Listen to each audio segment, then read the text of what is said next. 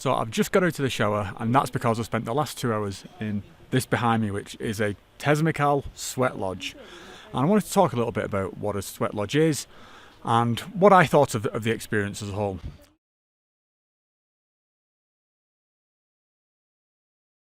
So basically, a sweat lodge is a tent made of like dense blankets, and what happens is you go inside there, they bring in glowing red hot rocks, stack them in the middle, pour water on them, and then basically you just end up with this super humid environment. And you stay in there for multiple sessions, 4 sessions, each one roughly around 20 minutes, half an hour. And you sing songs and sort of beat drums, and you sweat like you've never sweated before. It's like a 2-hour-long sauna. So the idea behind this is that it's cleansing you. By sweating it out, you're cleansing out any sort of toxins or impurities, or it's a spiritual cleansing. Now, I'm not doing this activity solely in isolation. It's been part of the agenda of the retreat that I'm currently on in the Sacred Valley, and I'd never done this before. I don't think I'd ever would have considered doing it if it wasn't just part on the agenda. But it was here, and it was kind of a group activity, so I thought I'd join in, and I'm pleased to say that I managed to stick it out, and I did the full 2 hours in there. So that raised a question: what did I think of the experience? Did I find it useful or spiritually uplifting or cleansing in any way? Honestly, it wasn't for me. I found it a little bit boring, a little bit tedious. It's more like a religious experience, like going to church. It's lots of chanting and singing. It's positive, but did I actually feel any different at the end of it? No.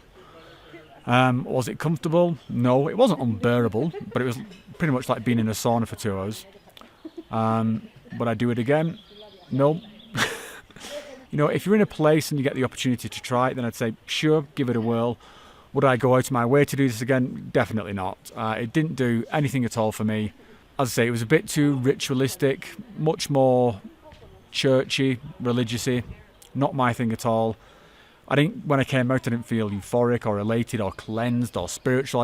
I just felt kind of glad to get out of there. Like I say, it was a little bit boring, a little bit claustrophobic.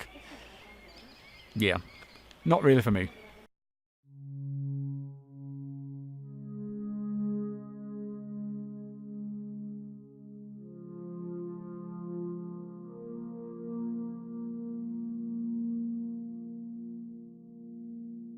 Okay, so I'm back here in front of the sweat lodge, which you can see behind me has now been stripped off of all the blankets. So it's just this wireframe. And I wanted to do an update on what happened in regards to sweat lodge, because it took a bit of a darker turn, and I feel that there's some information maybe that's missing around this, some things that maybe people should be aware of, or people should have in mind before considering whether to do one of these sweat lodges. So the situation is that I have epilepsy, which is a condition that can be triggered by high stress situations. And this is something I fully disclose whenever I come and do one of these retreats. I make sure that the facilitator and the shaman know what my problems are so that they can make informed decisions and also give me guidance on how I should be working with the treatments that they provide. So I fully disclose that I had epilepsy. My intention was to only do the sweat lodge for, basically stick my head in, see what it was all about, get a bit of a feel for it, but certainly not to do the full 2 hours. Once we were in there, there was very much a kind of a culture of sort of egging each other on, just trying to, come on guys, let's do this, let's all stay together. And I was feeling kind of early from the beginning that this is difficult. I was feeling stressed. I didn't want to be in there, so I wanted to leave around about the 1 hour mark, and I felt kind of intimidated and sort of bullied into staying a little bit. Bullied's far too strong a word, but that was the thing. It was like, no, you need to stay. And I was like, look, I'm not comfortable, so I'll just lie in a towel. It's okay. And this was from the facilitator who was driving this ceremony.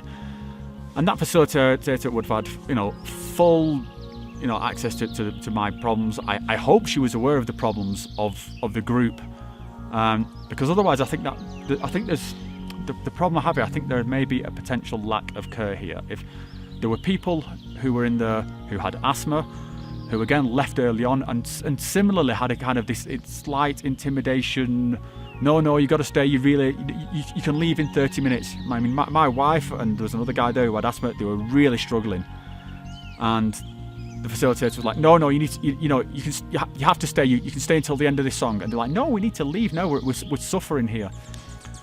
So I don't feel like there was a full duty of care there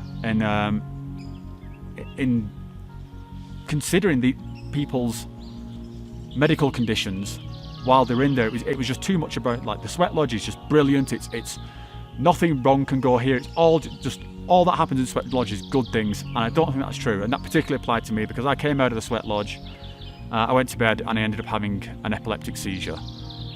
And as a result of that, I was basically in a lot of pain. I'm still in a lot of pain right now. My joints, because of the way I spasm, my joints are aching. I was completely out of it all last night, which means I missed one of the ayahuasca ceremonies, which I'm really disappointed about. But on top of that, my wife, she also had to miss one of the ayahuasca ceremonies because she was looking after me. And I know she put in on a brave face, but I know she'll be disappointed too. It just ended up making a big fuss. I'm feeling sort of kind of embarrassed. I'm feeling disappointed. So it's last night was not a great night for me, and I hate to point the finger and start placing the blame on people, but yeah, I just don't think that people's medical conditions were being considered, or if they're not properly. Like, I was under a high stress situation within this claustrophobic tent with crazy high temperatures, which in itself is within an environment of a low altitude, low oxygen environment. I